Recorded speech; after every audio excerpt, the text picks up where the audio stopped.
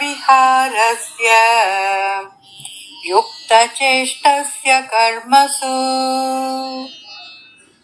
युक्तस्वप्नावबोधस्य యోగో భవతి దుఃఖః. ఎవరైతే తినటంలో మరియు వినోదాల్లో మితంగా ఉంటారో, పనిలో సమతుల్యతతో, నిద్రలో క్రమబద్ధతతో ఉంటారో, వారు యోగాభ్యాసంతో అన్ని దుఃఖములను ఉపశమింపచేయవచ్చు. యోగం అంటే ఆత్మ భగవంతునితో ఏకమవ్వటమే. యోగమునకు వ్యతిరేకమైనది భోగము, అంటే ఇంద్రియ సుఖాల్లో నిమగ్నమవటం. భోగాలలో నిమగ్నమవటం శరీరం యొక్క సహజ సూత్రాలను ఉల్లంఘిస్తుంది మరియు అది రోగాలకి దారితీస్తుంది.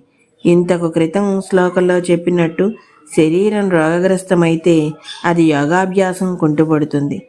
ఈ విధంగా శారీరక కార్యకలాపాల్లో మితంగా ఉండి యోగాభ్యాసం చేయటం వలన మనం అన్ని శారీరక మానసిక దుఃఖాల నుండి విముక్తి పొందవచ్చు అని శ్రీకృష్ణుడు పేర్కొంటున్నాడు. ఈరోజుకి ఇక్కడ తాపుతున్నాను, మిగతాది రేపు చెప్తాను. అంతవరకు ధన్యవాదాలు.